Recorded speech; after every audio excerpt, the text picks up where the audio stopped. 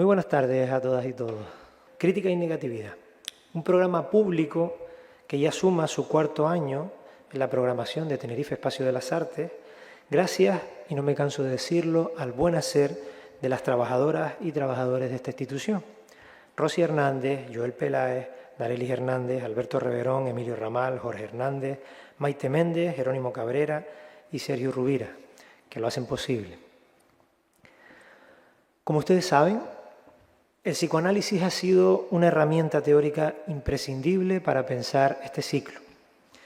La misma noción de no todo, de la cual este toma su nombre, proviene de la jerga lacaniana. Lacan define con ella a la mujer. Textualmente dice: el ser no toda no quiere decir que la mujer no lo esté del todo. No es verdad que no esté del todo. Está de lleno ahí, pero hay algo de más. El concepto de no todo, por tanto, debe entenderse como una crítica a los límites del orden simbólico que legitiman, entre otras cuestiones, la diferencia sexual, pero también como expresión de la potencia transformadora que guarda de forma inherente lo que ha sido excluido, aquello que es condenado a la negatividad.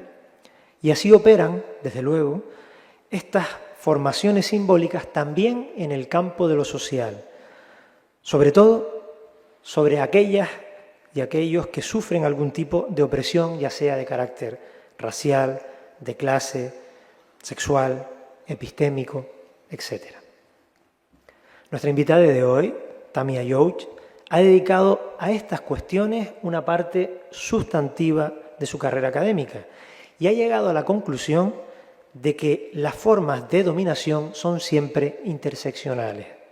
Su obra, durante años, se ha ocupado de la episteme del psicoanálisis y es fiel a los preceptos freudianos en la medida en que defiende la contingencia de cualquier categoría identitaria. Con esto, Youch persigue un ejercicio necesario pero esquivo a la praxis de casi cualquier forma de saber, la autocrítica, y a partir de ella el cuestionamiento de los sesgos políticos que también afectan al análisis. Solo gracias a esta cura de humildad le ha sido posible reconocer de manera pionera la historicidad del psicoanálisis. Ello equivale a reconocer que este saber está inscrito en una época concreta y que puede ser, por ende, portador de los mismos puntos ciegos y las mismas carencias de esa época. Un deseo que, formulado así, coincide de lleno con los objetivos de este programa de pensamiento, que, como ustedes saben, es crítico con la forma en que producimos el conocimiento y que está empeñado en poner en valor lo que ha sido relegado a sus márgenes. Este objetivo también rige las investigaciones del profesor Youch sobre epistemología del psicoanálisis e interseccionalidad. Tamia Youch estudió filosofía en la Universidad París-Sorbonne, París 4, y literatura inglesa en la Universidad París-Este, Créteil-Val-de-Marne, y fue profesor titular de psicopatología clínica en la Universidad Charles de Gaulle de Lille, Lille 3. Y en la actualidad es profesor catedrático de la Universidad París-Cité, donde ejerce como psicoanalista, investigador y docente. Entre otras cuestiones aborda la teoría política, los estudios queer, el pensamiento postcolonial y descolonial y la epistemología del psicoanálisis. Es autor además de trabajos ineludibles como Locuras contemporáneas, que publicó junto a Daniel Bohm, Maurice Merleau-Ponty y el psicoanálisis, la consonancia imperfecta, La envidia, ensayo sobre una pasión triste, que publicó junto a Elena Pulsini, Géneros, cuerpos, placeres, perversiones psicoanalíticas con Michel Foucault, Psicoanálisis e hibridez, género, colonialidad, subjetivación, y su libro más reciente, próximamente en español, La raza en el diván por un psicoanálisis interseccional, entre muchos otros. Les dejo ya con el profesor Tamia Youch y la conferencia Raza, subalternización e interseccionalidad, ¿qué psicoanálisis para qué sujetos? Muchas gracias.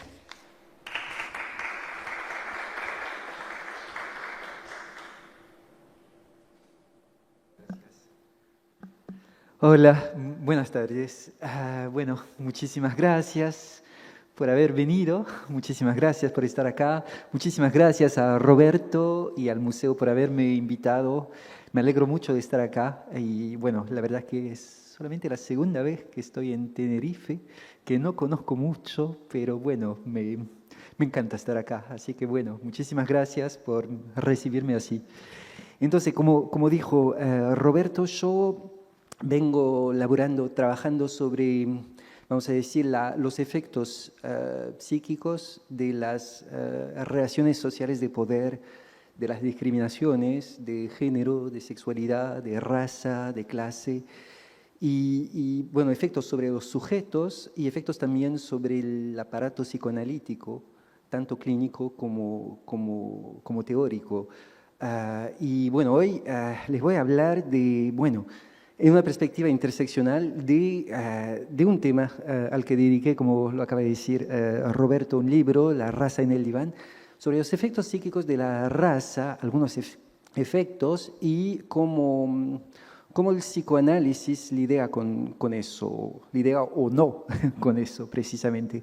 Así que bueno, voy a arrancar con esa pregunta totalmente, vamos a decir, clínica, que es, ¿quién puede hablar en el diván? O sea, ¿quiénes pueden hablar en el diván? Y bueno, se respondería de forma un poco formal cualquier sujeto en una concepción universalizadora del psicoanálisis, pero más allá de esa concepción totalmente, vamos a decir, ecuménica del psicoanálisis, humanista, redentora del psicoanálisis, ¿quién en rigor puede hablar? Puede expresarse frente a un o una analista, en qué términos y según qué criterios de inteligibilidad de su discurso, o sea, criterios propios, pero criterios también que va atribuyendo al o a la analista. Y bueno, vamos a dejar de lado las condiciones económicas y temporales que hacen del psicoanálisis un deporte de burgués o burguesa, ociosa, que tiene bastante tiempo y plata para un acceso cuatrisemanal al diván. Imaginemos un psicoanálisis abierto, en el que las sesiones no deban costar tanto, no deban costar un brazo, incluso un psicoanálisis gratuito, como se practica en varios lugares. ¿Quién en rigor puede expresarse y en qué términos acá? Y cómo, o sea, esa pregunta es la pregunta que consiste en, bueno, ver cómo la inscripción del sujeto y del sujeto del inconsciente en relaciones sociales de poder, de clase, de género, de sexualidad, de raza, de capacidad, pueden limitar el acceso al trabajo psicoanalítico. Y no me refiero aquí a los límites del o del analizante, sino a los límites del analista y del dispositivo analítico. Y eso implica, me parece, examinar si no existe una forma específica de silenciamiento subjetivo que está distinta de la represión freudiana o de la alienación lingüística lacaniana y que sea propiamente política acá. O sea, y hasta qué punto ese silenciamiento se perpetúa en el consultorio del analista. O sea, y la cuestión que se plantea aquí es la cuestión de la subalternización. El término de subalterno fue acuñado por Gramsci y se refiere, el concepto de subalterno se refiere más allá de la opresión, o sea, un subalterno o una subalterna es alguien oprimido o oprimida, pero más allá de eso se refiere a la exclusión radical de la esfera de la representación. Un subalterno o una subalterna es alguien que no tiene acceso a una representación de sí mismo dentro de un lenguaje mayoritario en el que no hay lugar para decir de sí mismo, del o de la subalterna. Entonces, ¿cómo evitar que las modalidades del discurso del o del analizante y las modalidades de la escucha del o del analista no sean reducidas por una gramática hegemónica que acaba traicionando la singularidad del analizante?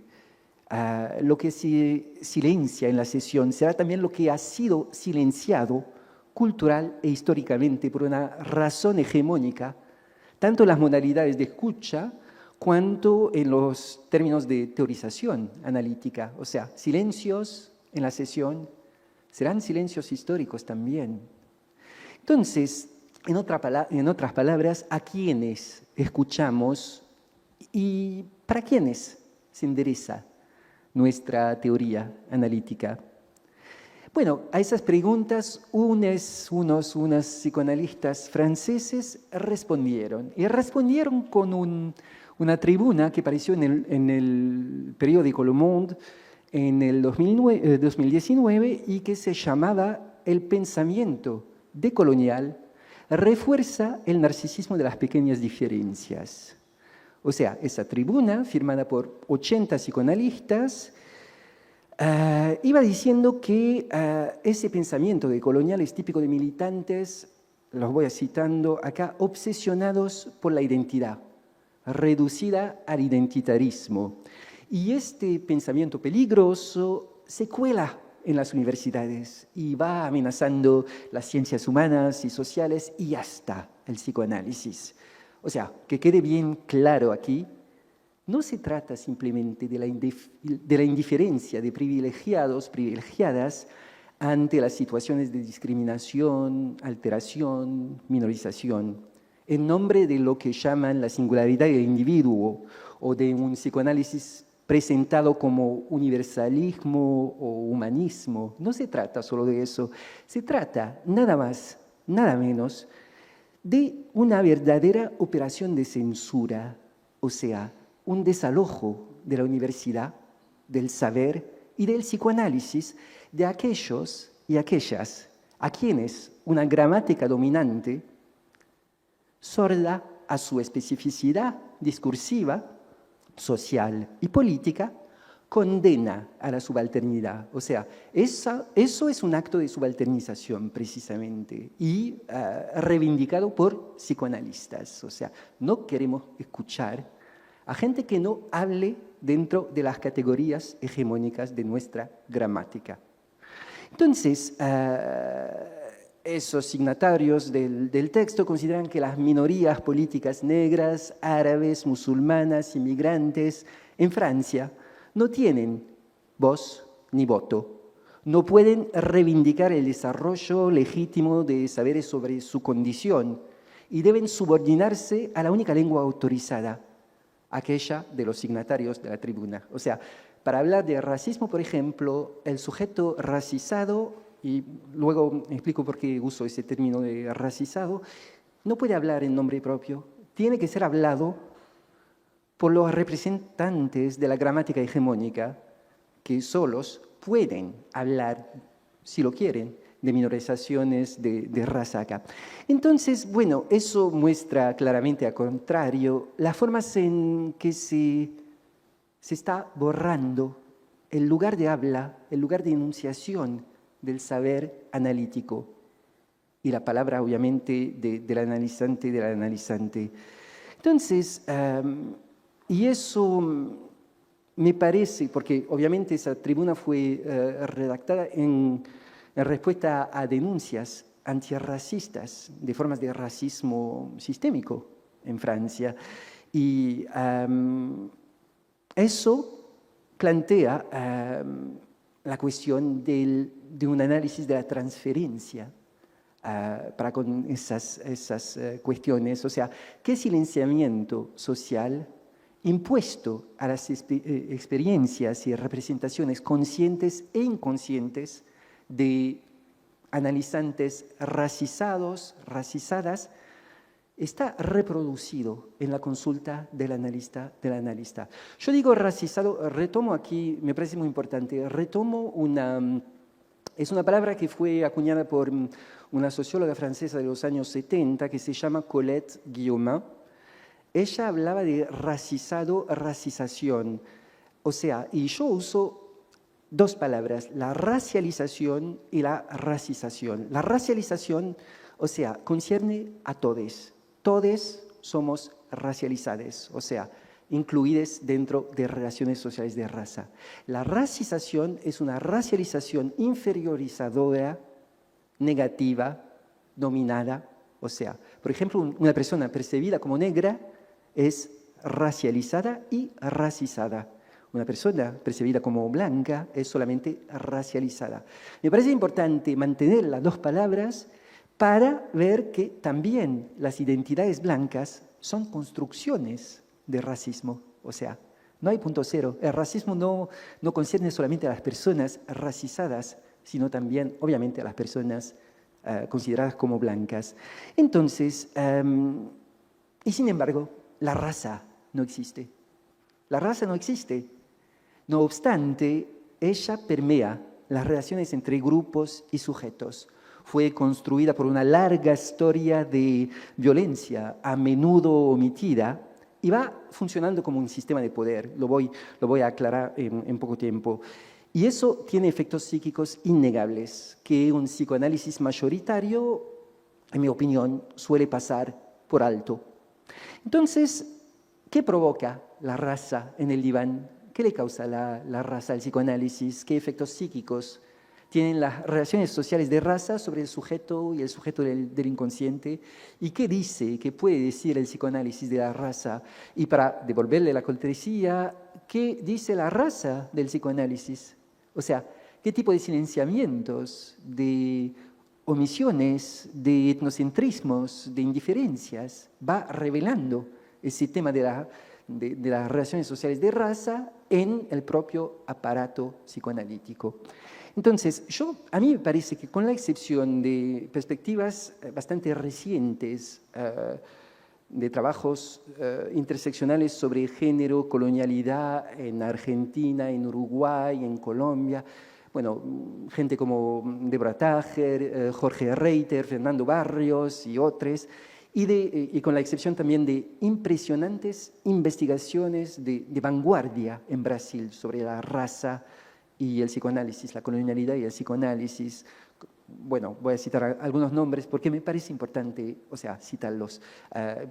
Una de las pioneras, Virginia Vicudo, Lélia González, Neuza Santos Souza, hoy en día Isildinha Batista Nogueira, Cida Bento, Faustino Davidson, Andrea Guerra, Ignacio Paim, Augusto Paim, Kwame Jonathan, Priscila Santos, Natasha Hessinger, Luciano Dias, Bruno Siniscalchi. Son personas que recién van desarrollando ese pensamiento sobre raza y psicoanálisis. Pero con esas excepciones de América Latina, en Europa hay pocas, muy pocas cosas desarrolladas sobre raza y psicoanálisis. O sea, como si la raza fuera un agujero en la estructura simbólica del psicoanálisis, que obviamente acaba produciendo su coherencia hegemónica. Entonces, cuestionar la raza significa también cuestionar la colonialidad que está en base de la raza. Y el psicoanálisis se eximió mucho tiempo de estudiar la forma en que actúa la colonialidad dentro de su dispositivo. La colonialidad, ustedes lo sabrán, más allá de las colonizaciones, más allá de las independencias, la colonialidad se refiere a un cierto tipo de relaciones sociales que sobrevivieron a las colonizaciones. O sea, la división del mundo y del trabajo basada en una jerarquía social y una relación con el saber basada en los principios de racionalidad europea. O sea, que la colonialidad es una epísteme, es un lugar de enunciación que atraviesa la cultura, la política, la economía, la subjetividad. Y entonces yo me pregunto acá, ¿qué sería un psicoanálisis de la diferencia colonial? ¿Qué sería un psicoanálisis que se centrara en eso? Eso me parece implica un psicoanálisis que escuche la subjetivación en su dimensión social y política y que reflexione sobre la situación del punto de vista del psicoanálisis, el punto de vista desde el cual se emite el discurso analítico. Entonces, ¿cómo escuchar aquello que no fue tematizado por un psicoanálisis mayor? ¿Cómo desterritorializar el psicoanálisis? ¿Qué sería un psicoanálisis político interseccional situado? Y más precisamente con respecto a la raza. Lo que, bueno, pretendo desarrollar acá serían, bueno, 3 puntos principales. Un primer punto que va diciendo que un psicoanálisis de la raza, que escucha la raza, sería un psicoanálisis que tome en cuenta la raza como sistema relacional.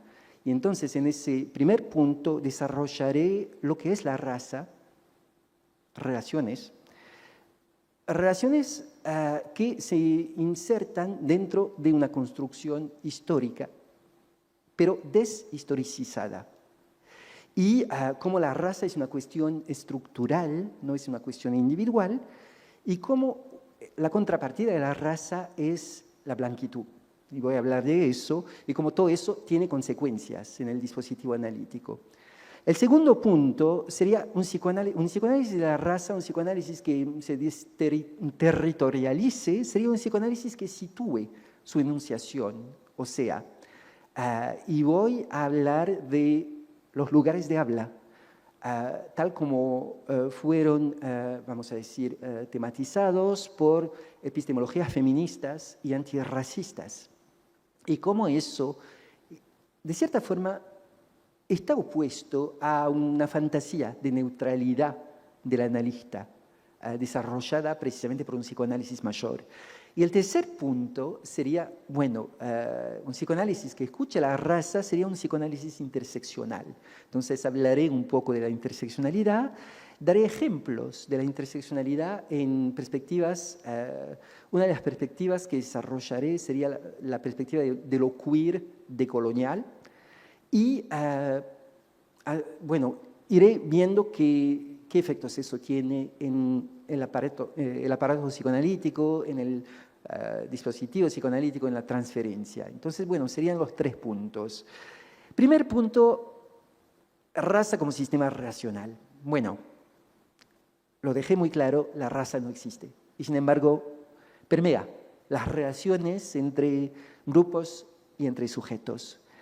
A diferencia de la categorización biológica plural de las razas, esa impostura científica, o sea, construida a lo largo del siglo XVIII, bueno, primero religiosamente siglo XVII, luego XVIII, filosóficamente, luego biológicamente siglo XIX, a diferencia de esa impostura de las razas en plural, que obviamente no es totalmente errónea, la raza en singular no se refiere a ninguna pertenencia fenotípica naturalizada, no se refiere, no es ni biológica, ni cultural, ni ontológica, es relacional. La raza no pertenece a un sujeto o a un grupo. La raza define una relación entre 2 sujetos o 2 grupos. Es una construcción social, un orden social global que surgió en la era moderna, o sea, a partir del siglo XVI, en la relación entre Europa, África y América, y luego Asia, para organizar la distribución del trabajo, la producción de riqueza y las relaciones sociales a escala mundial. O sea, a lo largo de la historia social, política, económica internacional, la raza es una relación, una relacionalidad que define 2 posiciones sistémicas de minoría, mayoría, exclusión, inclusión, desventaja, ventaja, inseguridad, estabilidad, excepcionalidad, norma, diferencia, mismidad. O sea, es una relación binaria con cuerpos gloriosos y cuerpos adjetivizados o abyectos. Y la asignación o la designación de una identidad racializada no se basa en un conjunto de criterios objetivos, o sea, procede de una inscripción de lo perceptivo, de lo que es percibido, en condiciones históricas, definidas históricamente. Por ejemplo, en el siglo XVIII, en los Estados Unidos, Benjamin Franklin no consideraba que españoles, italianas, franceses, rusas y hasta suecos y suecas fueran blancos y blancas, reservando ese término únicamente a ingleses y sajones. Hay toda una tradición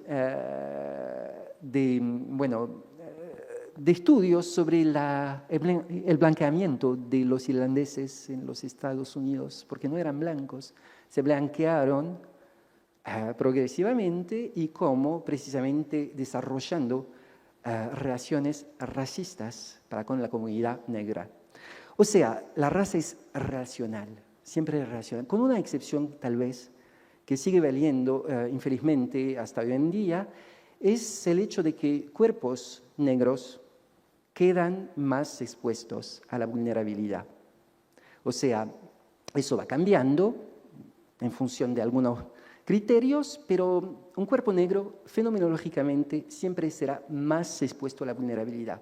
Ahora, bueno, hay matices, o sea que si sos un negro estadounidense en Brasil, no vas a ser considerado de la misma forma que un negro brasileño en Brasil.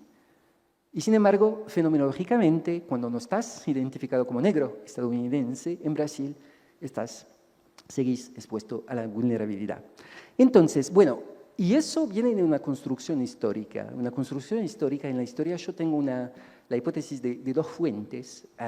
Primero en la península ibérica y luego con la invasión de las Américas. O sea, en la península ibérica en el siglo XV, la raza fue una invención europea contemporánea de los reinos árabes, musulmanes y judíos, que tras una política de cristianización de judíos y musulmanes, los nuevos cristianos, a mediados del siglo XV fueron adoptados los estatutos de pureza de sangre, que prohibían el acceso a promociones sociales, alianzas matrimoniales, a todo descendiente de un antepasado converso.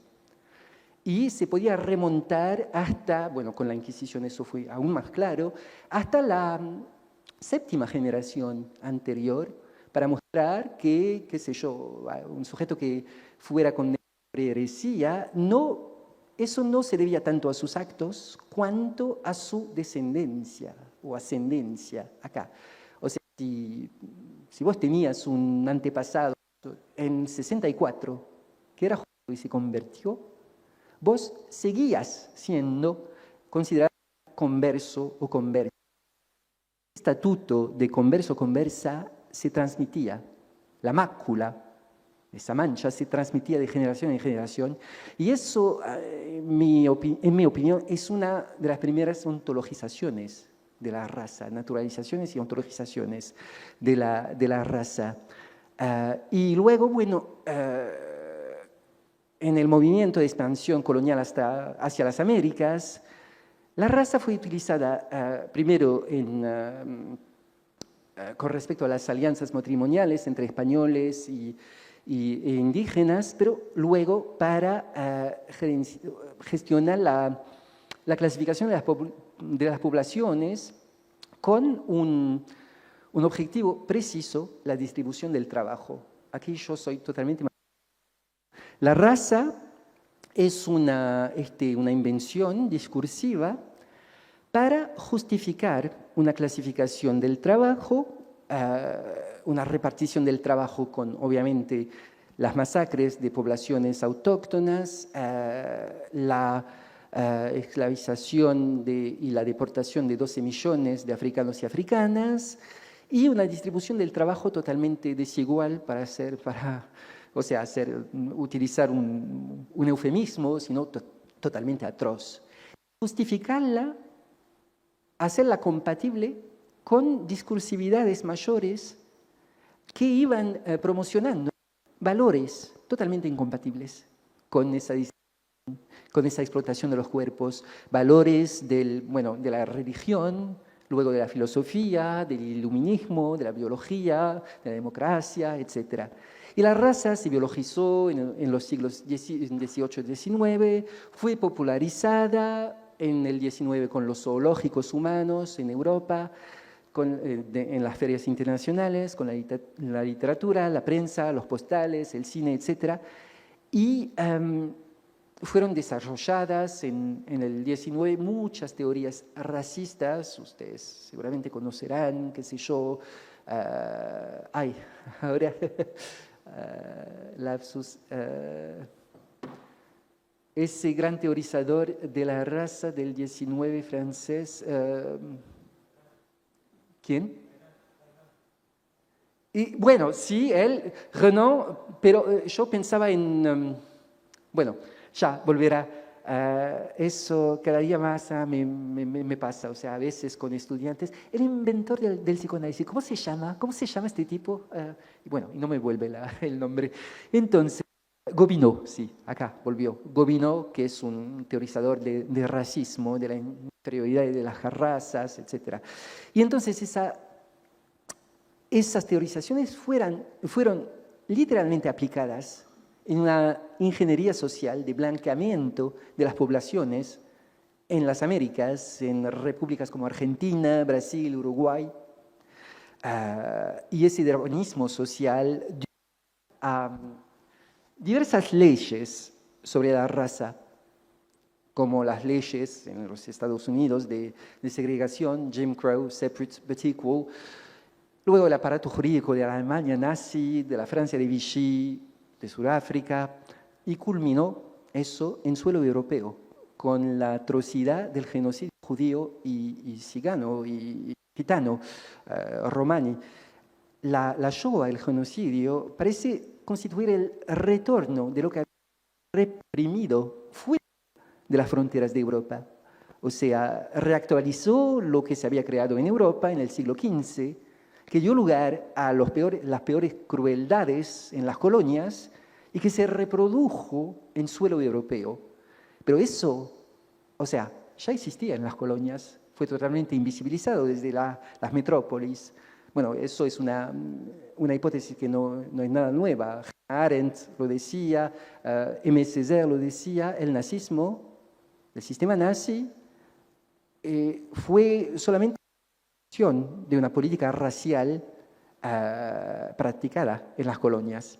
Entonces, invención, construcción histórica y sin embargo sin historia, deshistoricizada, porque la raza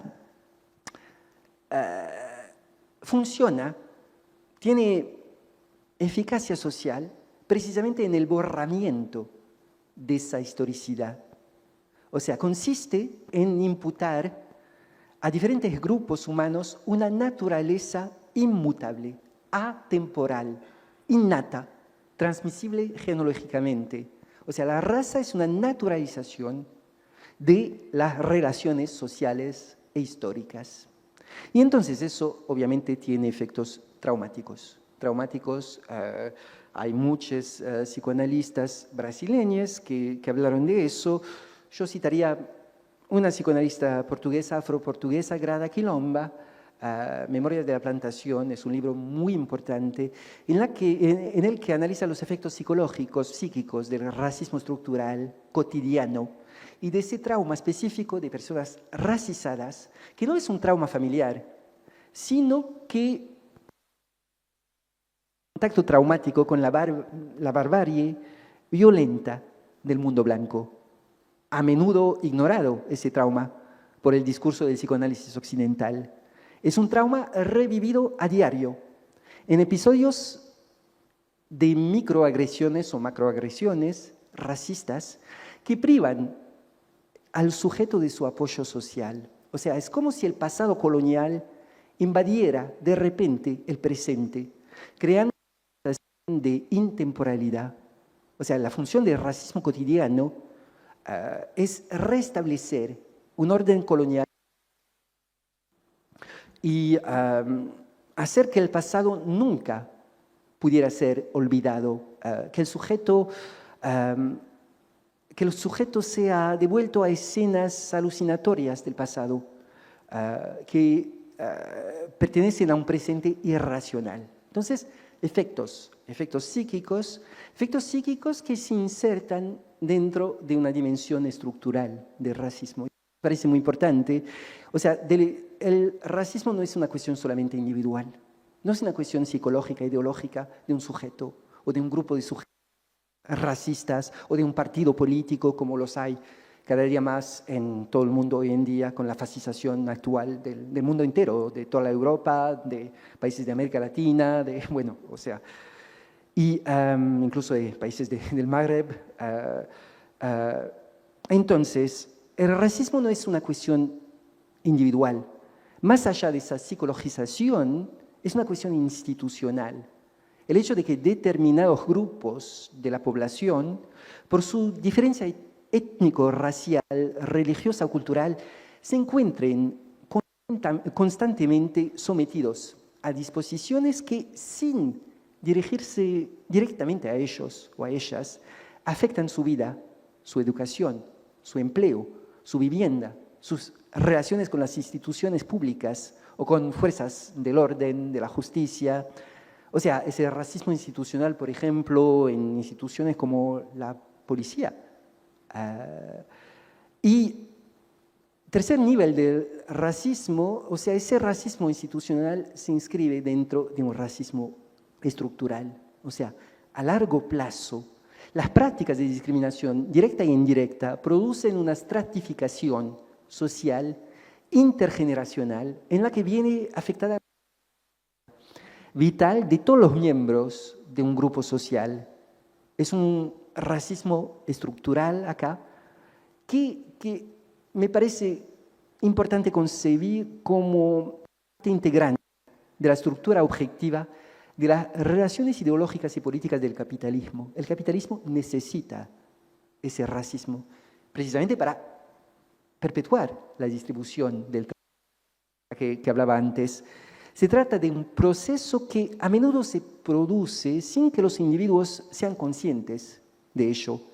El racismo estructural no se refiere aquí a la persecución intencionada de personas racizadas, víctimas, por parte de personas blancas, malintencionadas. Es la forma impersonal en la que la raza compromete la igualdad de oportunidades.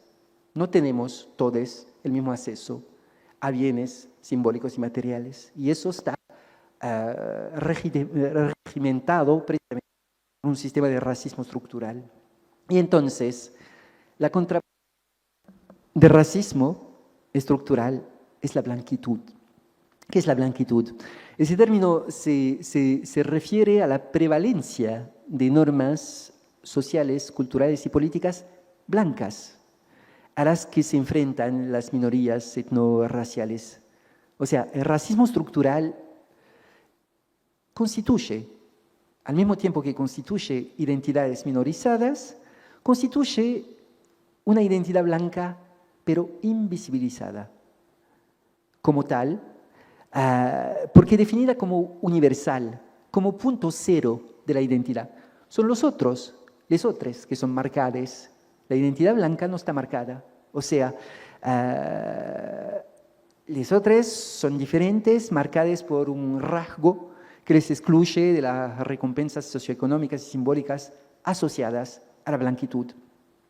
O sea que al igual que el sujeto racizado, el sujeto blanco es un producto de racismo.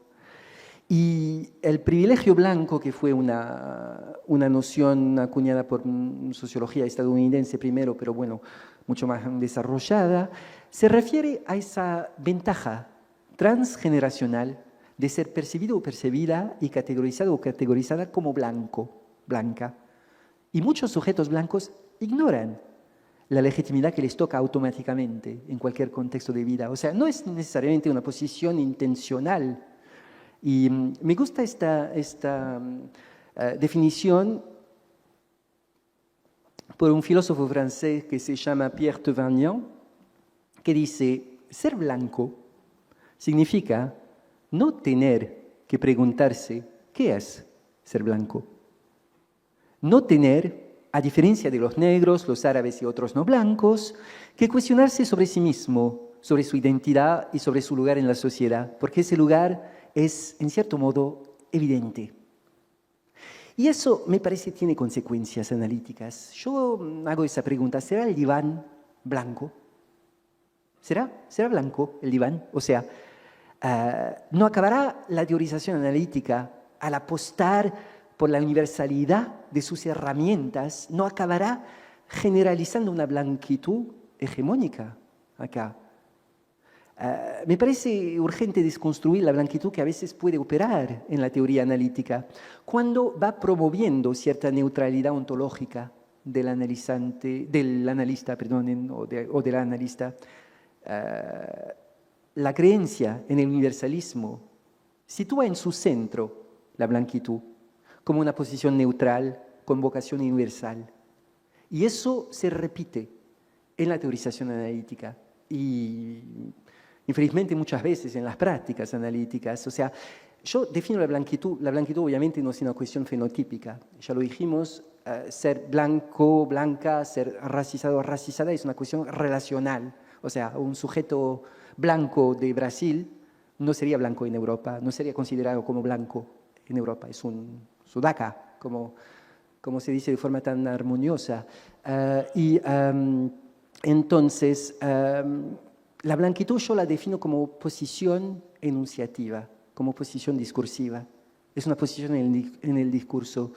La blanquitud sería esa operación discursiva que procede a eliminar cualquier otra discursividad que no obedezca a su ideal de universalismo.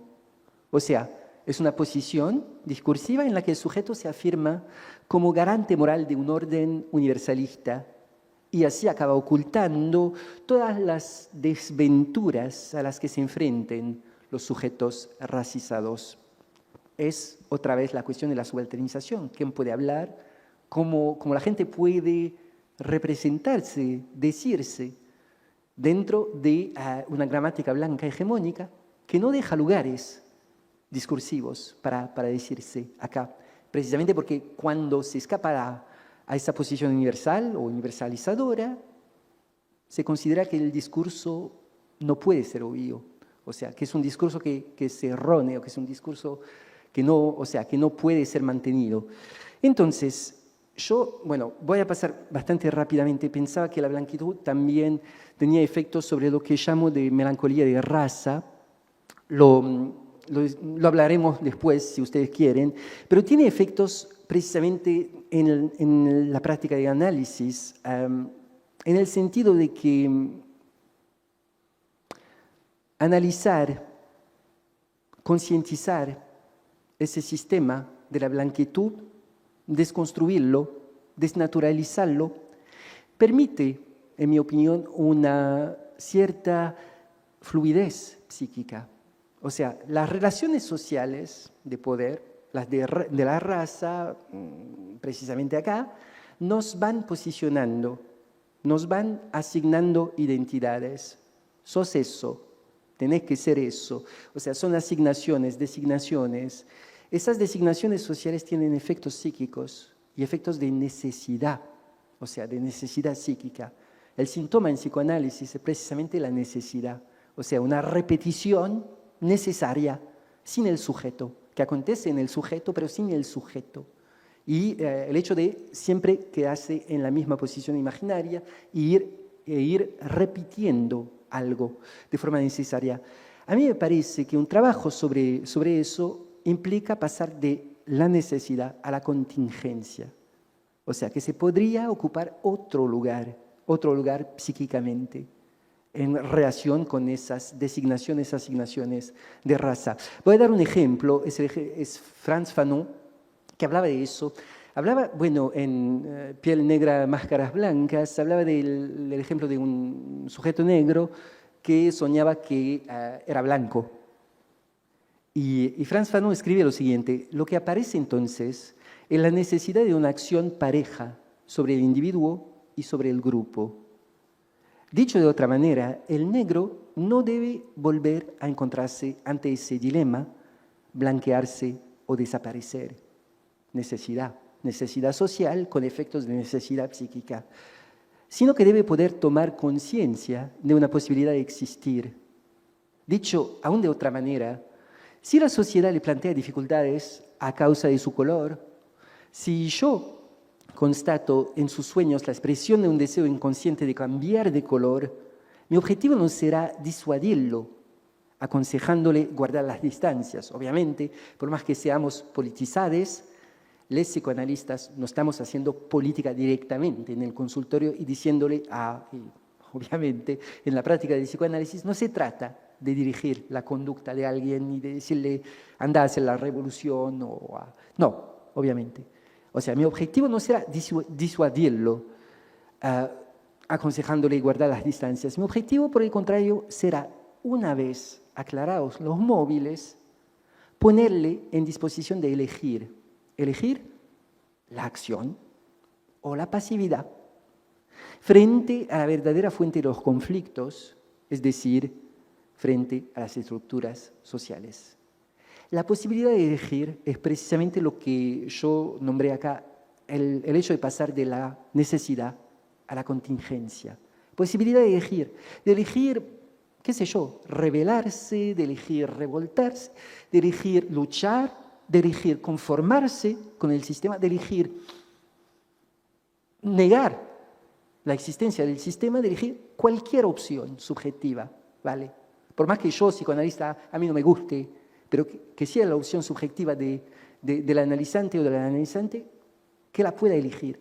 Pero que la pueda elegir a partir de una posición de sujeto, o sea, y no de alguien que está asignado a una posición. Y eso me parece muy importante. O sea, yo voy, concebiendo que el sujeto del inconsciente que va fundamentando una posición subjetiva en el analizante o la analizante, va de la mano con el agente social, o sea, sujeto del inconsciente y agentividad, agencia, agency social. Entonces, bueno, eso era con respecto a la raza de forma general y el racismo estructural, la blanquitud. Ahora, un psicoanálisis que tome en cuenta esa cuestión de la raza es un psicoanálisis que sitúe su enunciación.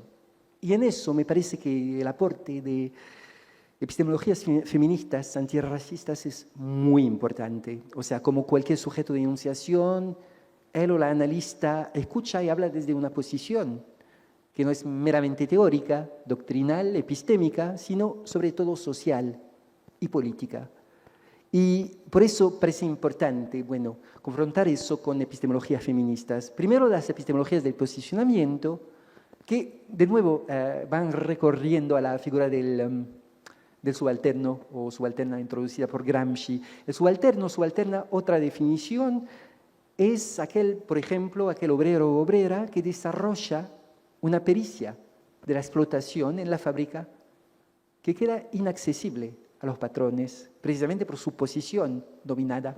De la misma forma que las mujeres en sociedades patriarcales desarrollan sobre la explotación de su cuerpo de trabajo mucho más justa que la que sería desarrollada por hombres en el sentido, qué sé yo, en el sentido, por ejemplo, de reconocimiento del trabajo de reproducción. O sea, ustedes saben que el trabajo de producción, que es en la sociedad, que es un trabajo fuera del hogar, depende, para ser mantenido, de todo un trabajo de reproducción, un trabajo dentro de tareas domésticas y de cuidado de los miembros del hogar. Y ese trabajo de reproducción es un trabajo sin salario. Y las mujeres son mucho mejor posicionadas para hablar de eso, de que los hombres, bueno, vamos a decir, estaban, todavía siguen en muchos ámbitos dentro de una sociedad patriarcal. Y entonces, varias autoras afrofeministas hablaron de esas epistemologías del posicionamiento, bueno, afrofeministas como, bueno, estadounidenses, como, bueno, Angela Davis, Bell Hooks, Patricia Hill Collins, Audre Lorde, etc., pero también del sur global, que me parece muy importante, de Brasil. Lélia González, Marcia Lima, Neuza Santos Souza, Vilma Piedade, Conceição Evaristo, Cida Bento, de otros países de América Latina, Ochi Curiel, de Colombia, Mara Viveros Bicha, Yuderquis Espinosa, etc. Bueno, fueron hablando del conocimiento producido en las márgenes por las mujeres negras, conocimiento que escapa a esa ubris del punto cero, como diría Castro Gómez, ubris del punto cero, o sea, que escaparía a un punto de vista desde arriba, que escaparía a lo que unas estadounidenses como Sandra Harding y Donna Haraway llamaban God trick, el truco divino siendo ese posicionamiento de Dios que lo ve todo, pero que no está visto, que no está situado. Es la suma de todos los puntos de vista, pero no está situado y nadie lo ve. Entonces hay que escapar a ese God's trick, a ese posicionamiento del truco divino, porque el sujeto del posicionamiento es incorporado, visible, inscrito en la historia, poco diferente de los objetos de conocimiento socialmente constituidos. Es múltiple, es heterogéneo, es contradictorio y es desencializado. Y entonces, bueno, epistemologías del posicionamiento feministas que van favoreciendo los enfoques desde los márgenes, y me parece que eso podría inspirar mucho a los psicoanalistas, porque tiene muchas semejanzas con la pluralidad de voces de los analizantes, que situación desde su singularidad. Y por otro lado, otra epistemología que me parece muy interesante, que podría, bueno, tener mucha influencia sobre el psicoanálisis, con la que voy elaborando yo, es la epistemología de la ignorancia. Es una epistemología desarrollada por un filósofo jamaicano, estadounidense, afroestadounidense, que se llama Charles Mills, y que escribió un libro, me parece muy importante, que se llama El contrato racial. Va retomando toda la tradición histórica, bueno, filosófica europea del contrato social. Ustedes saben, del siglo XVII, XVIII, contrato social, o sea, el hecho de pasar de un estado de naturaleza a un estado civil, social, implica que miembros del contrato firmen un contrato, bueno, que los miembros de la sociedad del estado de naturaleza firmen un contrato para renunciar a su agresividad unos contra los otros, lo dejo al masculino. Y van a ver por qué. Y entonces, bueno, vayan otorgando el soberano a gestionar ese espacio civil. Lo que pasa es que, bueno, ese contrato, como lo dijo una feminista estadounidense, Carol Bateman, es un contrato sexual, porque la mitad de la humanidad fue excluida de ese contrato. Las mujeres son objetos del contrato, pero no son sujetos del contrato. Y de la misma forma, Charles Mills va diciendo que es un contrato racial. O sea, que es un contrato que fue firmado entre los miembros de un subgrupo de humanos designados como blancos, es decir, personas de pleno derecho, para clasificar el grupo restante de humanos como subpersonas de condición moral inferior. Obviamente en la era de la colonización, de la esclavitud, pero que sigue teniendo efectos hoy en día. O sea, en ese caso, las normas morales y jurídicas que rigen normalmente el comportamiento de los blancos en sus relaciones entre sí, no se aplican a las relaciones con los no blancos. Y se desarrolla acá una epistemología de la ignorancia, es decir, una epistemología que implica disfunciones cognitivas localizadas y globales, que implica distorsiones, autoengaños, malentendidos. O sea, una economía cognitiva psíquicamente necesaria para la conquista, para la colonización, para el sometimiento, las masacres, los genocidios, un no conocimiento epistemológico que también implica una psicología moral racializada y una dificultad real para que los blancos reconozcan ciertos comportamientos como racistas. Y ese no conocimiento no es accidental, es efectivo, es productivo, al igual que los procesos del inconsciente. Los procesos del inconsciente no son apenas lo que escapa a la conciencia, son lo que se opone activamente al ser consciente. Entonces, bueno, ese desconocimiento se basa en representaciones necesarias para que la memoria se redima de las atrocidades cometidas contra los indígenas, contra los negros, contra las poblaciones colonizadas. Por ejemplo, en los Estados Unidos, el mito del salvaje sin Estado, de tierras sin sin habitantes, de tierras vacías, de una nación indígena, de cazadores, y sin embargo cuya agricultura en realidad salvó a los colonos, a los migrantes del Mayflower. Y esta epistemología de la ignorancia permite a los blancos prescindir de cualquier necesidad de justicia retrospectiva.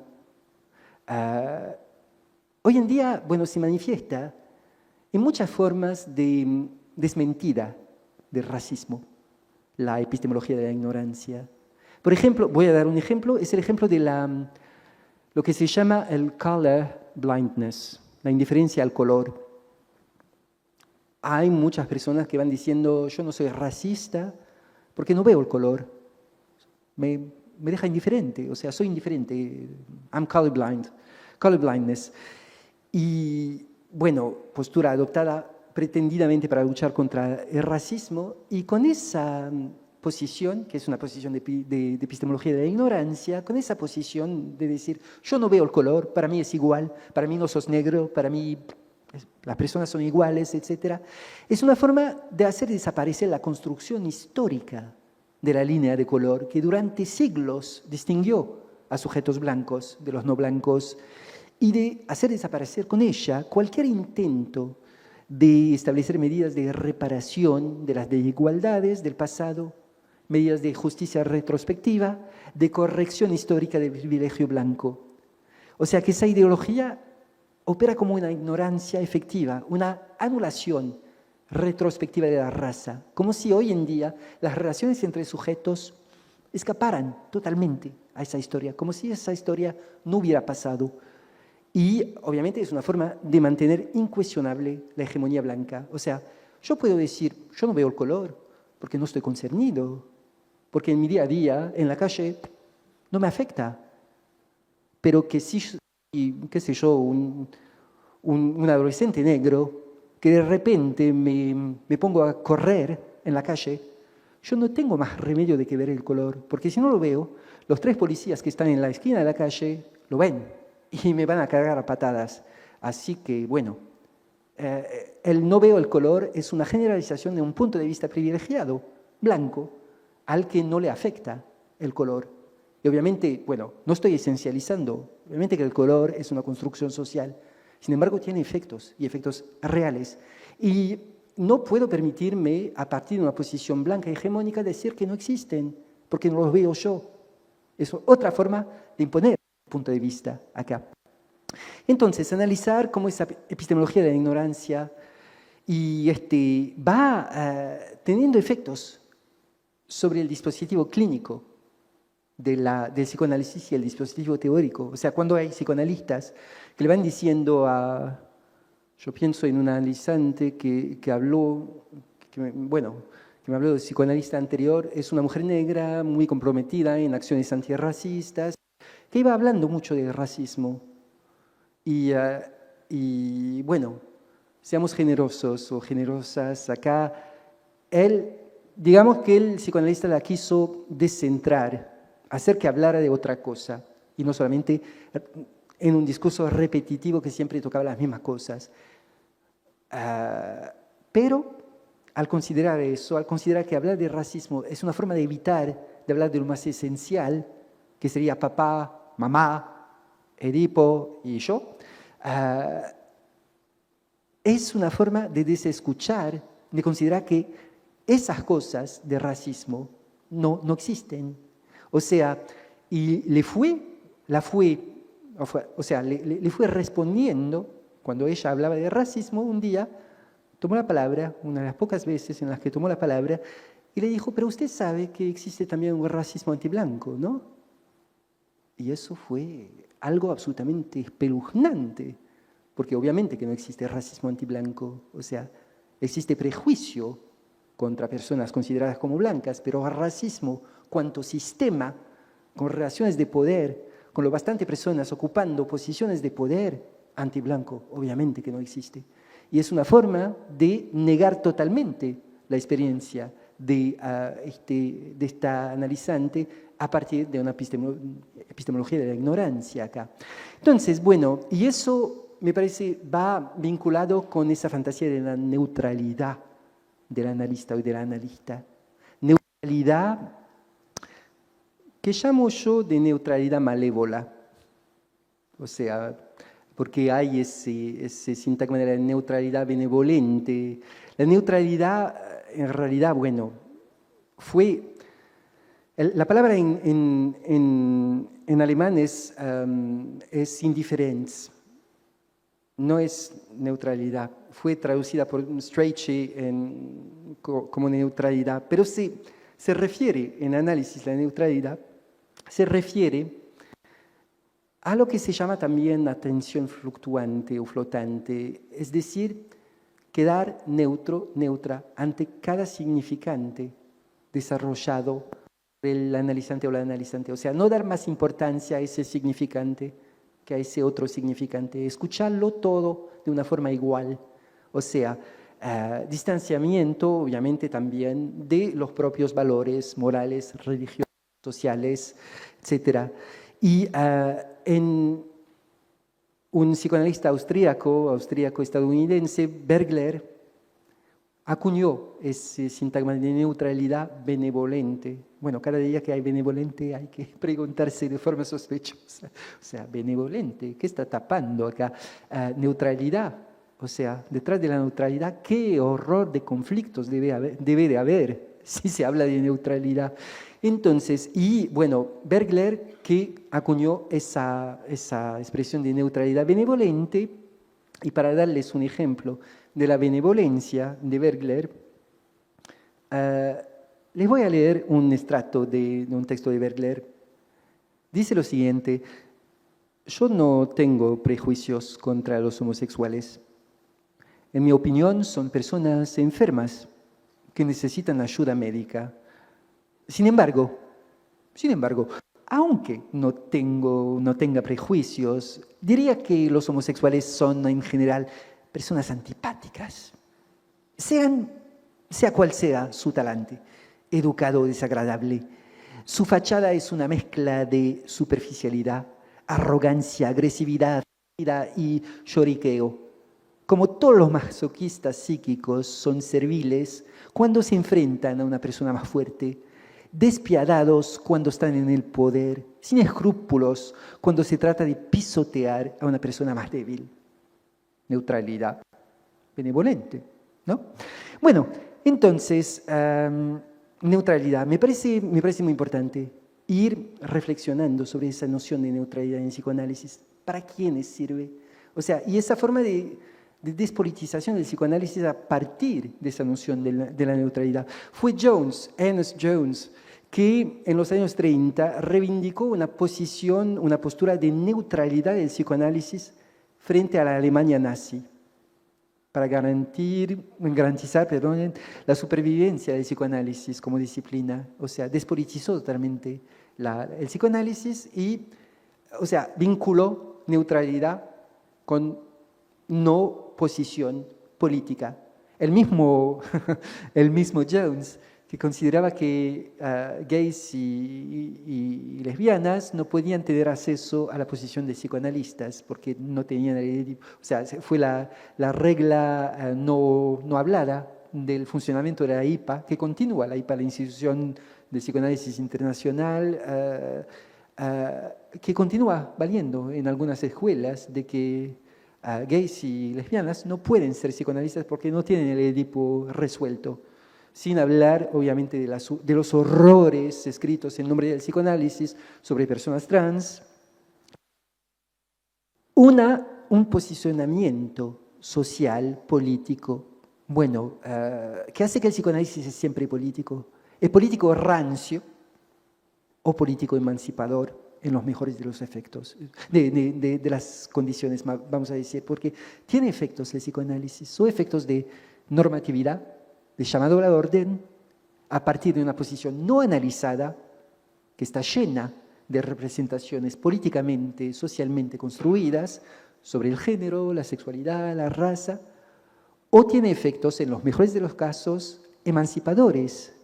Pero para que tenga efectos emancipadores, bueno, precisamente se tiene que repensar esa neutralidad del analista. Entonces, y el último punto, un psicoanálisis interseccional. ¿Me queda tiempo o paro acá o qué piensan? ¿Qué les parece? ¿Sigo? Bueno, sigo. Entonces, bueno, interseccionalidad. Voy a intentar cerrar.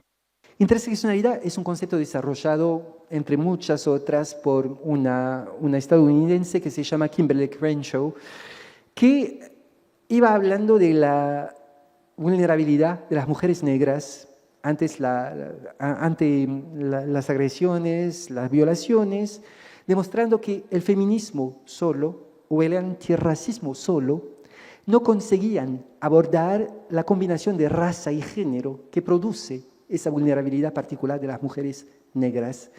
Entonces, la interseccionalidad pretende tener en cuenta las diferentes experiencias de dominación en términos de género, clase, raza, sexualidad, edad, nacionalidad, religión, validez, pero considerándolas como relaciones y no como categorías. O sea, como les dije, con respecto a la raza, pero eso vale con todas esas nociones, el género, la sexualidad, la raza, la clase no son categorías que pertenezcan a un sujeto, son relaciones. Y la idea de la interseccionalidad es que una relación de género va siendo reconfigurada por una relación de sexualidad, que va siendo reconfigurada por una relación de raza, que va siendo reconfigurada por una relación de clase en el aquí y ahora de este contexto particular. O sea, que no son, porque hay mucha gente gente bastante conservadora que se opone a la interseccionalidad diciendo, bueno, es una acumulación de victimizaciones, o sea, si sos una mujer tenés tantos puntos, si sos una mujer negra, más puntos, una mujer negra trans, aún más puntos. Eso es una concepción aditiva, adicional de la interseccionalidad que es totalmente errónea, totalmente tonta, o sea, no entendieron nada a la interseccionalidad. La interseccionalidad, en la verdad, es una consubstancialidad, o sea, el hecho de que yo, situada en este tipo de relación de poder de género, tengo mi posición reconfigurada por una relación de poder de raza que va siendo reconfigurada por una relación de poder de clase o de... Les voy a dar un ejemplo que va mostrando que no es una cuestión de adictividad, de sumar las victimizaciones. Un ejemplo que, muy actual. Un joven racizado, vamos a decir un joven magrebí o un joven negro en Francia, pero eso puede acontecer en cualquier país de Europa y también fuera de Europa. Un joven racizado está más expuesto a la vulnerabilidad y va a tener, no quiero ser determinista, pero se expone a más riesgos de maltrato por la policía que una joven racizada. O sea, mientras en términos de relaciones de género está en una posición privilegiada como hombre, en términos de relaciones sociales, de acceso al trabajo, está en una posición privilegiada porque es joven. O sea, el mercado del empleo le favorece. Sin embargo, cuando se combina su posición de género con su posición de edad, con su posición de raza, acaba siendo más vulnerabilizado. Es eso la interseccionalidad. No es una acumulación de beneficios. ¿Me escuchan? Sí, es una reconfiguración de cada relación por otras relaciones. Y entonces, eso me parece muy interesante para el psicoanálisis. Una forma de entenderlo, yo me basé mucho en lo queer decolonial para entenderlo, o sea, un desarrollo totalmente interseccional de teorías queer a partir de contextos descoloniales. Me refiero aquí sobre todo al pensamiento latinoamericano, pero me parece que hay un queer decolonial, un feminismo decolonial acá en Canario, y bastante importante, ¿no? Y que me parece muy... O sea, ¿qué sería el pensamiento del feminismo a partir de posiciones que no son posiciones hegemónicas de mujeres blancas, sino posiciones otras. Pueden ser mujeres trans, pero pueden ser también a partir de un contexto decolonial, mujeres racizadas, mujeres indígenas, mujeres musulmanas, mujeres judías, mujeres... Bueno, algo que escape a una versión hegemónica del feminismo, de un cierto feminismo, un feminismo pluralizado. Bueno, hay la misma cosa con respecto a lo queer, que es un queer. Lo queer decolonial es una reflexión sobre la frontera y sobre el habitar la frontera. El hecho de que somos seres de frontera y que hay una forma de habitar la frontera. Eso está muy, muy bien mostrado por una autora que me gusta mucho, que se llama Gloria Anzaldúa. No sé si ustedes escucharon hablar de ella, que tematizó en un libro que se llama Borderland, la frontera, un libro bilingüe. Tematizó ese pensamiento fronterizo, el border thinking.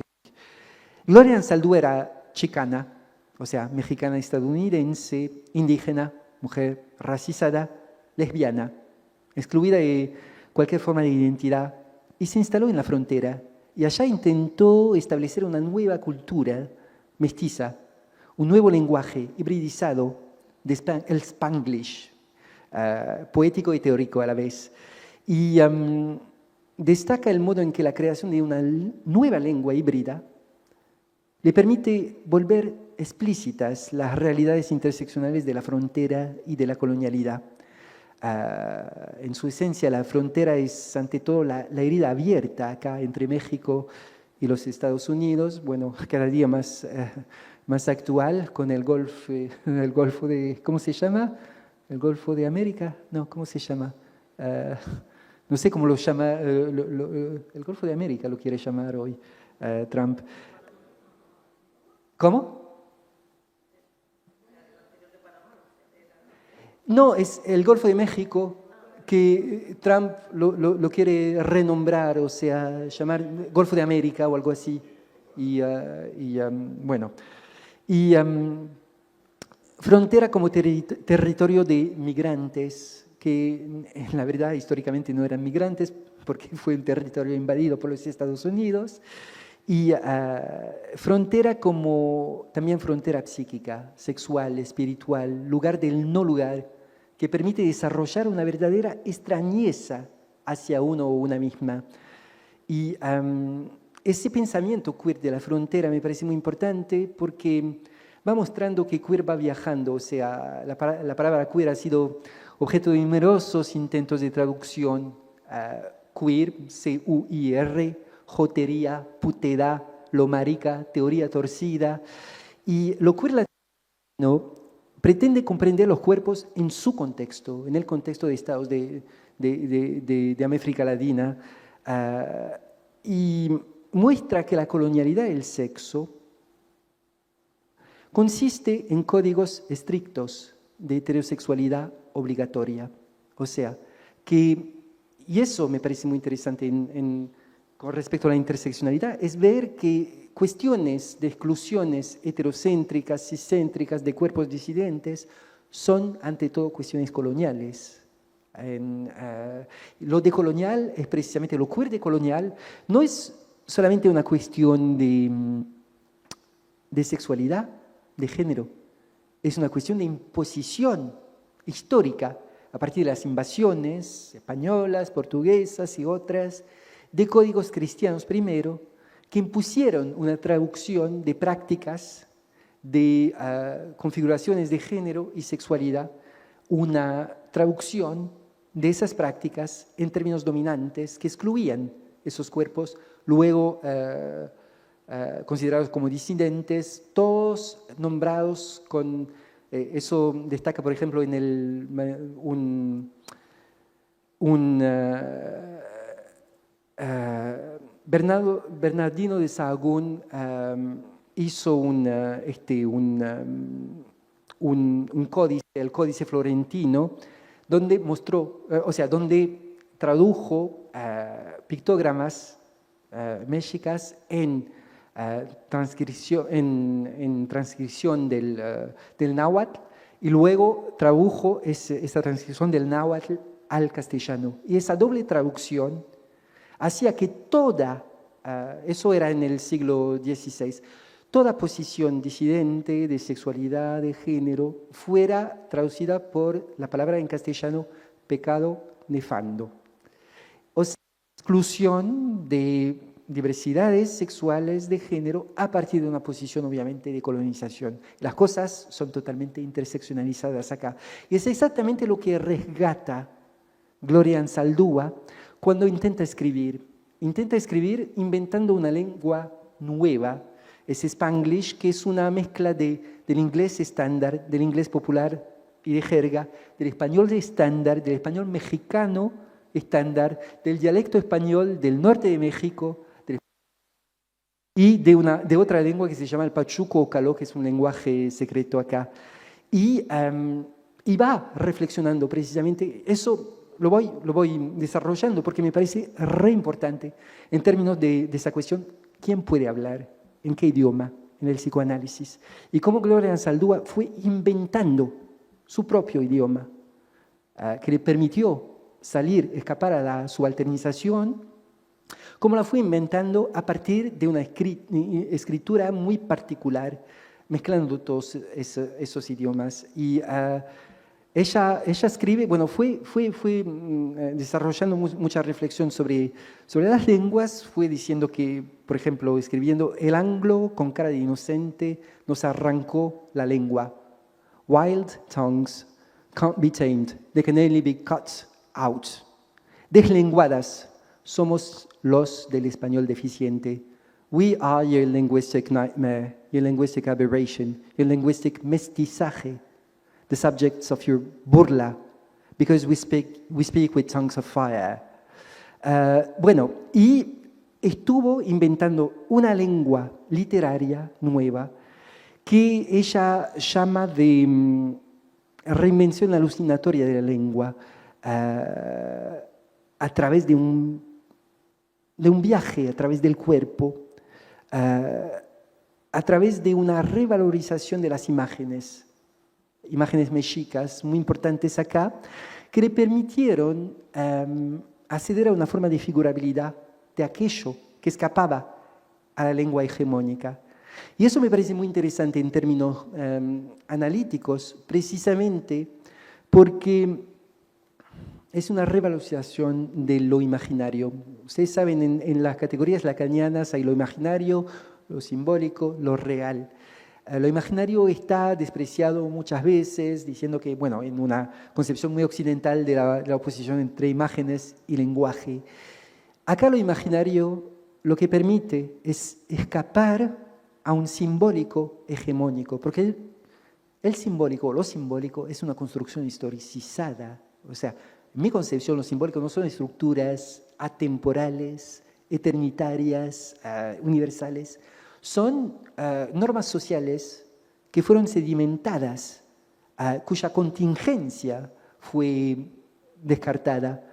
Y entonces, ese imaginario, a través de esa invención de una nueva lengua de Gloria Anzaldúa, le permite acceder a una figurabilidad que yo la llamo esa figurabilidad una imaginarización de lo real, una forma de escapar a la prisión de lo simbólico, del orden simbólico y de lo simbólico, accediendo a un pedazo de real imaginarizado que permite una posición subjetiva particular acá. Y eso me parece muy, muy interesante. Y bueno,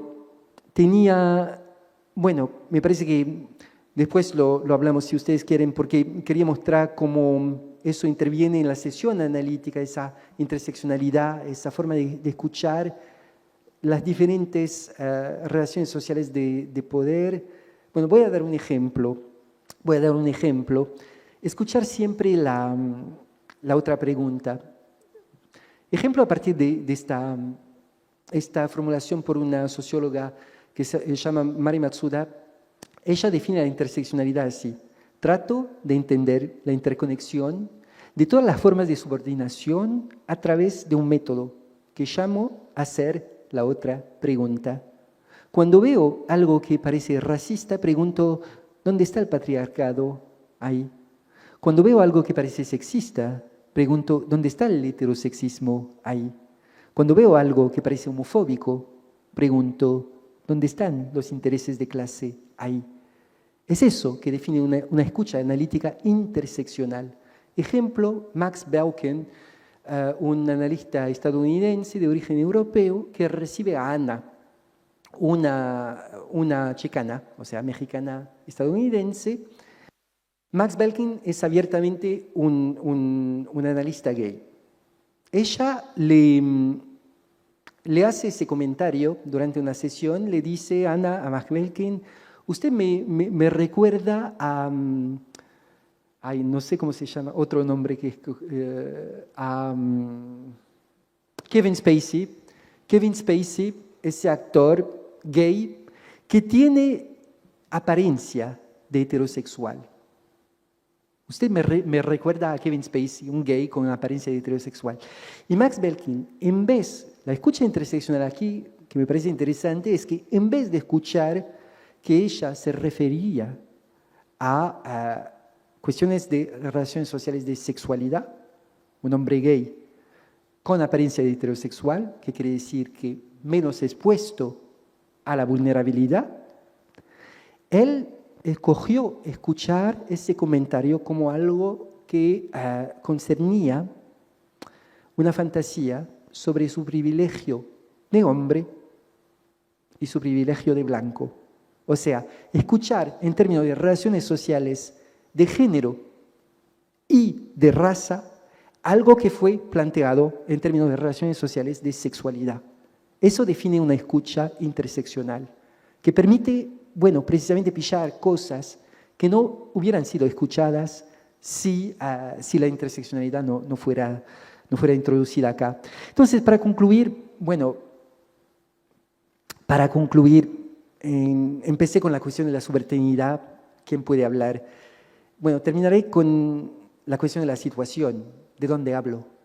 ¿Dónde se sitúa mi voz? Acá, precisamente para desarrollar todo ese discurso. ¿Y cuál es mi lugar de habla? Yo he sido designado como hombre por otros, pero elijo identificarme con una masculinidad, pero no binaria, en una relación personal, queer y minoritaria con el género, con la sexualidad. No reconozco orientación sexual más allá de las relaciones en las que se produce. Mi posición de clase como académico, como psicoanalista, me da unas ventajas materiales y simbólicas inusuales. Pertenezco a la clase media. Hablo desde esta posición de clase media en Francia. Además, mi racialización ha sido, sigue estando definida por una relación que no es la misma en los distintos países en los que viví. Yo nací y crecí en Marruecos, aunque tenga esa apariencia de polaco total,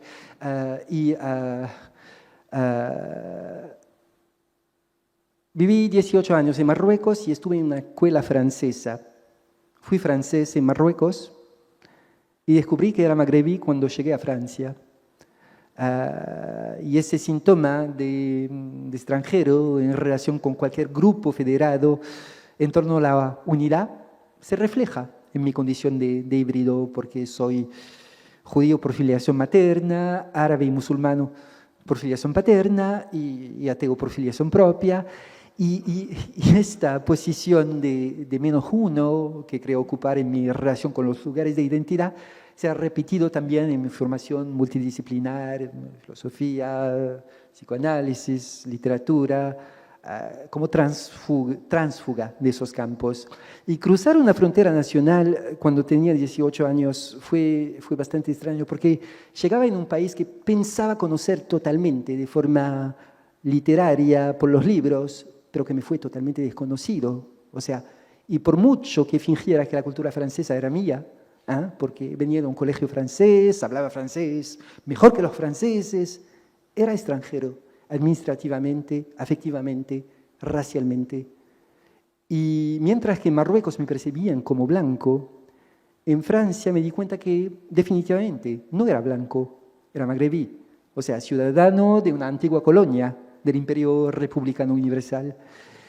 Y contra esa dualidad marroquí-francesa, yo busqué una cultura múltiple, un poliglotismo conjurador. Tenía que cruzar la frontera sin que me pararan en las fronteras lingüísticas, y la solución fue adoptar residencia en varios países. Bueno, primero en España, hace mucho tiempo, luego en Reino Unido antes, y luego, sobre todo, lo que más tuvo un efecto absolutamente radical sobre mi concepción del mundo, del psicoanálisis, fue Brasil, en el que viví, y Argentina.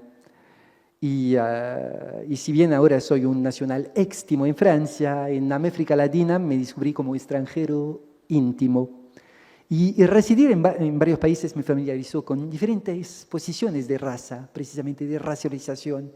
Blanco en Marruecos, árabe magrebí en Francia, y en Brasil de nuevo me descubrí blanco, porque las relaciones sociales de raza son diferentes allá, y allá soy blanco. En Argentina, de nuevo ya no era blanco. Ahí viene el morocho, el turco. Y bueno, sin embargo, soy y me considero africano. O sea, parte de una historia que es diferente de la de Brasil, de la de Argentina, pero también de la de Europa. Una historia del sur global que me desidentifica de la blanquitud. Y hablo desde este lugar, precisamente. Por eso, todo mi enfoque sobre la colonialidad en el psicoanálisis puede aparecer como una racionalización de mi novela familiar o de mi novela política acá. O sea, situar mi discurso acá significa subrayar que todas esas elaboraciones que ustedes han estado soportando durante esa hora tienen origen en mi propia teoría sexual infantil, que es muy provinciana, que no es el universo, y por lo tanto, por favor, no le den tanto crédito a todo lo que les conté hoy. Muchísimas gracias.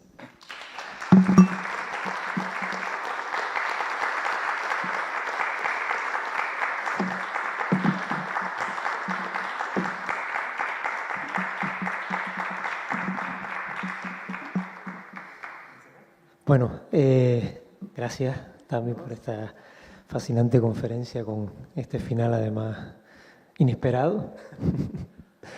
Abrimos como siempre el turno de preguntas para quien quiera plantearle lo que desea la persona conferenciante.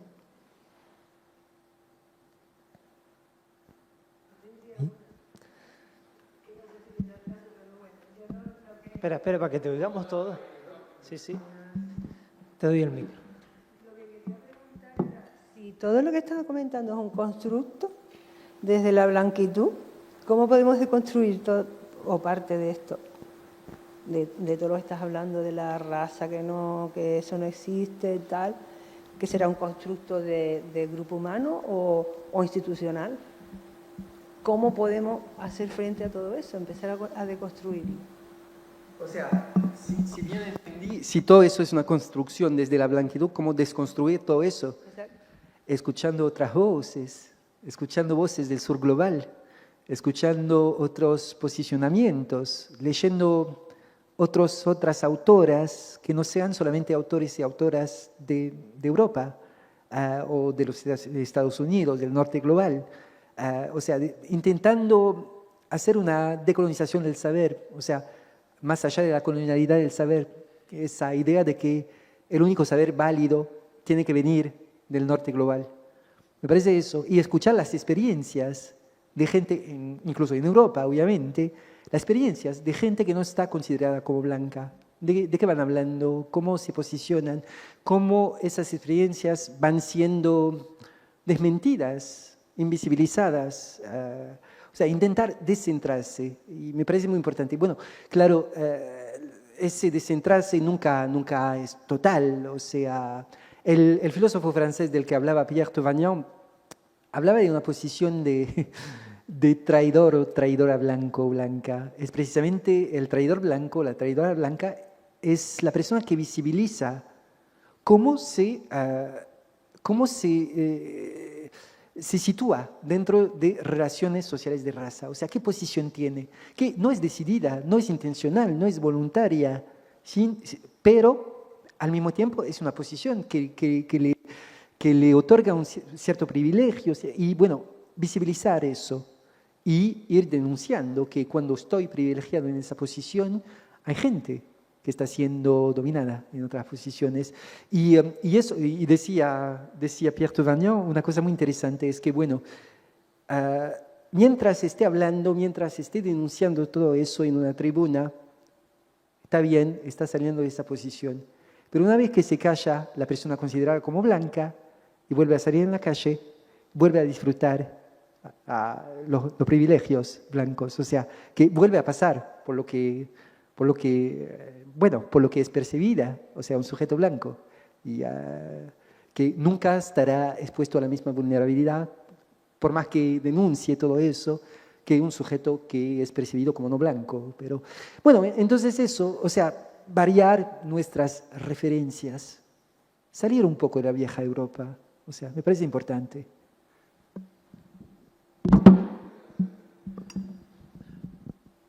Hola. Sí. Bueno, sí, se ve bien. Es que me oigo el eco y me noto raro. Yo creo que por los altavoces, ¿no? Que me oigo como hablar y como que... está muy alto, ¿no? Es que lo noto raro, como que retumba. Yo creo que nunca hemos oído así, sí. Bueno, Tami, gracias por la conferencia y demás. Bueno, yo te quería hacer una pregunta un poquito técnica, pero bueno, son cosas que llevo trabajando ya hace tiempo. Y bueno, va sobre el concepto de retroactividad. Creo que lo has tocado para mí varias veces, lo has aludido. Bueno, digamos, podemos hablar desde Freud, Lacan y demás. Y creo que es sobre todo por el tema de que lo reprimido o aquello que es excluido siempre tiende a circular, tiende a retornar de nuevo, sea de una forma, sea de otra. Digamos que siempre es ese objeto A que queda excluido. No quiero ponerme tampoco muy técnico ahora, no es el momento ni el lugar, pero creo que con esta cuestión de la raza siempre pues queda como un lugar solapado que tiende a romper, tiende a abrirse siempre a otros lugares y al fin y al cabo en el análisis pues no quedará, creo que yo, de otra que siempre tener en cuenta aquello que va surgiendo una y otra vez. Digamos que el análisis nunca tiende a cerrarse del todo. Yo creo que eso también es lo importante. Siempre hay nuevas perspectivas, siempre hay nuevos lugares que abordar, pero sobre todo es esta tarea del presente que siempre está como desajustado, ¿no? Siempre tiende como un espectro a volver otra vez, una y otra vez, a avisarnos sobre aquello que está desajustado, aquello que está reprimido y retorna. Digamos que eso es lo que he podido ver en tu conferencia. Siento ponerme tan técnico, pero es que lo vi como muy claro. Sí, muchísimas gracias. Sí. Bueno, re interesante lo que decís porque, es una escucha analítica en el sentido de que, bueno, me estoy escuchando a través de tu oreja y de tu escucha y, bueno, yo no lo había pensado eso, de esa cuestión de la retroactividad y cómo va... Sí, es una cuestión de la retroactividad. Yo lo pensaba más bien a partir de la desmentida. O sea, la raza hoy en día, tal como está vivida en la mayor parte del mundo, es desmentida. O sea, como si ya hubiéramos superado la época del racismo de Estado, de los racismos de Estado, de la colonización, de la esclavitud. Y hay una desmentida y bueno, y somos todos iguales y eso vuelve. Lo que no fue, exactamente lo que dijiste, lo que no fue elaborado de cierta forma,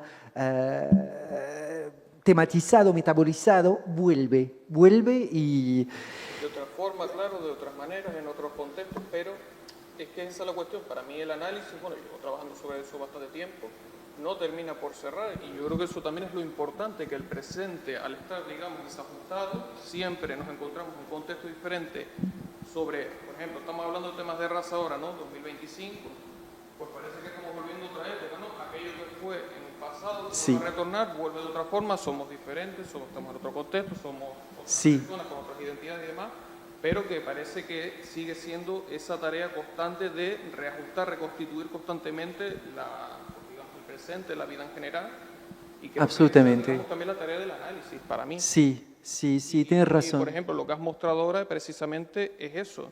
No termina por cerrarse las cosas, queda esto, queda lo otro, y de algún modo pienso que va por ahí. Claro, yo lo veo desde Derrida, por ejemplo, lo veo desde Lacan, y por eso nombré lo del tema del desajuste ahora, con el tema del espectro en Derrida, bueno, tú lo sabrás mejor que yo también, y por eso digo que por ahí también pude ver lo que es la cuestión de la retroactividad en ese sentido.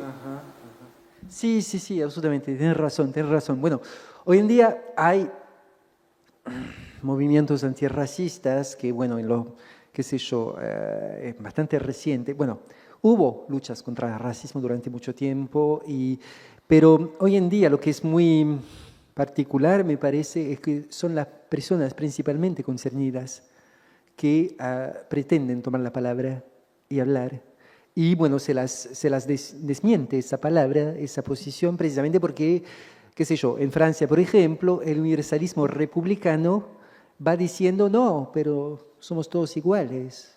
Y otra vez, lo dejo al masculino, todos iguales. O sea, cualquier particularismo de sexualidad, de género, de clase, de raza, no tiene que existir porque somos todos iguales. En teoría, es un lindo ideal, pero no está practicado, no está implementado. Y entonces eso sí, eso tiende a aparecer, pero tiene razón con una falta, con una desmentida y una falta de elaboración a nivel social. Por ejemplo, la elección, bueno, en otros países, la elección en un país en el que viví, que desconozco un poco menos, que es Brasil, la elección de Bolsonaro, bueno, hay muchas razones obviamente, pero una perspectiva sobre esa elección fue que Brasil durante, bueno, los mandatos bueno, del PT, de Lula y luego de Dilma, concedió muchos derechos sociales y muchas luchas contra las minorizaciones de género, de sexualidad y de raza. Y bueno, yo el primer día que llegué en Brasil era en 2007, en la universidad, y hoy en día las universidades tienen un paisaje totalmente diferente, que hay personas negras como estudiantes, como docentes, lo que en 2007 no existía en ninguna universidad, o sea, en muy pocas universidades había muy pocas personas negras. Eso fue realizado gracias a medidas de discriminación positiva, a leyes de cuotas, o sea, que hubo una forma de evolución social en términos de raza, en términos de género, en términos de... Sin embargo, las personas que estaban y que siguen ocupando posiciones privilegiadas, de repente veían que sus privilegios estaban siendo compartidos. O sea, que un burgués brasileño te diga, bueno, yo, la empleada, que tome el avión conmigo la empleada, pero no, o sea, es absurdo, es totalmente... Que la empleada mande a su hijo a la universidad donde está estudiando mi hijo, pero qué barbaridad. Y eso es muy importante porque en Brasil las universidades públicas, las mejores, las federales, las estatuales, son universidades gratuitas, son las mejores, pero se puede entrar solo después de una secundaria de muy alto nivel. Así que la gente que viene de secundarias públicas, que son gente, bueno, obviamente desventajada en términos de clase y en términos de raza, acaba no entrando en las universidades públicas. Y eso fue precisamente modificado gracias a esas leyes de discriminación positiva. Y bueno, entonces, mirando todo eso, los que detienen privilegios no aceptan. Y es exactamente lo que dijiste. O sea, una forma de... O sea, votar para Bolsonaro, para esa figura actual, tan actual hoy en día del autoritario que va a reformar, que se presenta como revolucionario. O sea, hoy en día la revolución es el fascismo. O sea, y votar para él es una forma de mostrar que no se renuncia a esos privilegios. O sea, de que lo retroactivo, que eso no fue elaborado, que esa perecuación o tentativa de perecuación social no fue acompañada con representaciones que fueron divulgadas, difundidas de forma larga. Y bueno, igual con Trump, igual con Milei, igual, bueno, muchas cosas, igual en la Europa con la mayoría de los gobiernos de extrema derecha. La Europa está invadida por la extrema derecha. Y la extrema derecha, que como lo estábamos diciendo hoy, con una cosa absolutamente absurda, o sea, todo está totalmente revertido. O sea, hoy en día, por ejemplo, en Francia, la extrema derecha es la que pretende luchar contra el antisemitismo, mientras toda la historia de la extrema derecha es fundamentalmente antisemita. O sea, es... bueno, eso. Así que sí, cosas que no fueron elaboradas y que vuelven. Sí. ¿Más preguntas?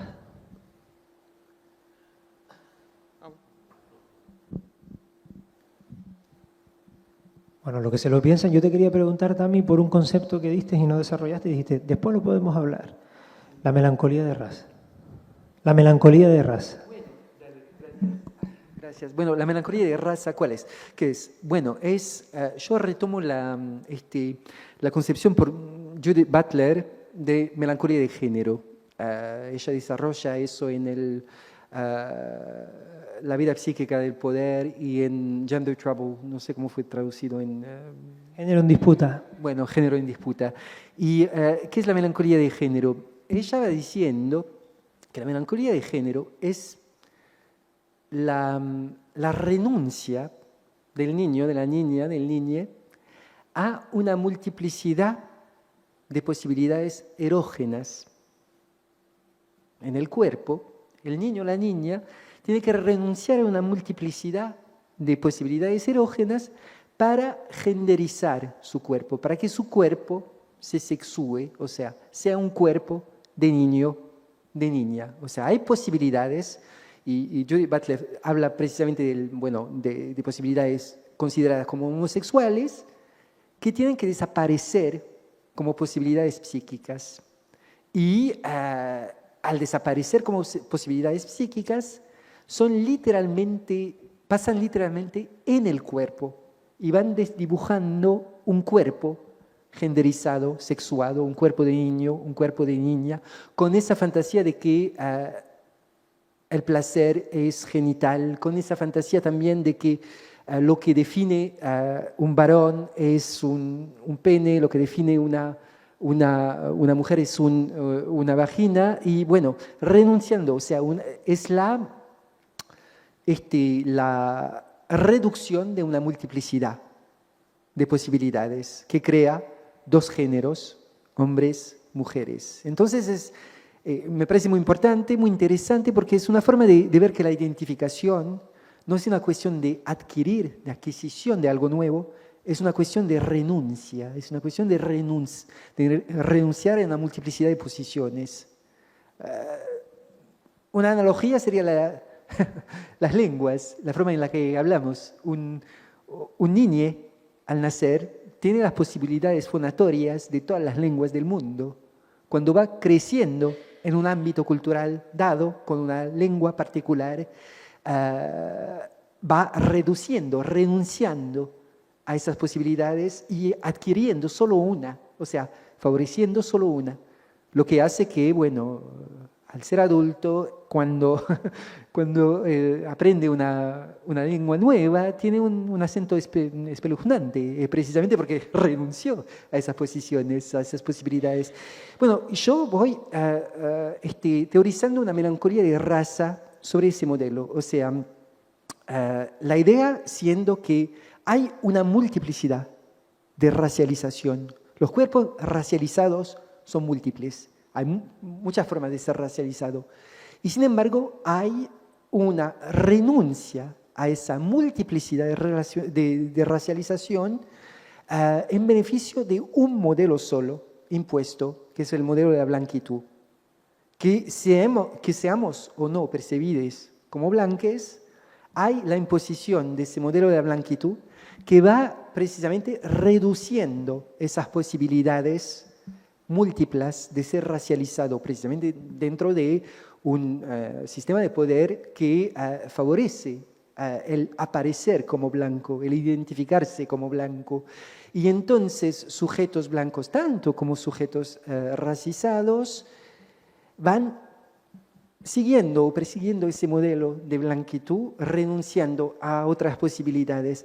Y esas posibilidades, bueno, son melancólicas, o sea, esas renuncias son melancólicas, con la imposición de un modelo de blanqueamiento melancólico para personas no blancas, precisamente. Sin embargo, hay una diferencia, esa imposibilidad performativa de otras formas de racializarse tiene una diferencia con la melancolía de género. La melancolía de género, hasta bastante recientemente, estuvo acompañada con la invisibilización de los cuerpos disidentes. O sea, hasta bastante recientemente, hasta los años 70, cuerpos disidentes no aparecían en la escena pública. Sin embargo, con respecto a la melancolía de raza, cuerpos racizados siempre fueron visibles, siempre aparecieron en todos lugares durante la colonización, durante la esclavitud, y hoy en día, obviamente, con las migraciones y todo, o sea, son presentes. Y entonces, con respecto a la melancolía de raza, hay aún otro aspecto que es un esfuerzo para volver al otro loco, como decía, no sé cómo se llama ese psicoanalista estadounidense, que me va a volver el nombre, ustedes ya entendieron que los nombres no es mi taza de té, y entonces, la melancolía de raza acontece en un contexto en el que los cuerpos racizados, o sea, cuerpos racializados diferentemente, siempre fueron visibles. Entonces es una injunción totalmente paradójica, porque psíquicamente hay la imposición de un modelo de identificación único, blanco, y socialmente hay una multiplicidad de cuerpos. Y eso no existía antes de los años 70, vamos a decir, con la visibilización de cuerpos disidentes en términos de género y sexualidad. Así que bueno, así la defino la melancolía de raza. Y precisamente es algo, me parece que es un trabajo analítico, es precisamente pasar de esa melancolía de raza, de género, a un duelo. O sea, la melancolía es una cosa no psiquicizada. El duelo es una forma de reconocer. El duelo sabe qué fue el objeto perdido. La melancolía perdió un objeto y perdió la perdida. No sabe qué objeto fue perdido. Entonces, todo un trabajo de pasar de la melancolía al duelo, acá. Gracias. ¿Alguna cuestión más? Bueno, pues si les parece, lo dejamos entonces aquí. Muchísimas gracias a todas y todos por venir y hasta la próxima.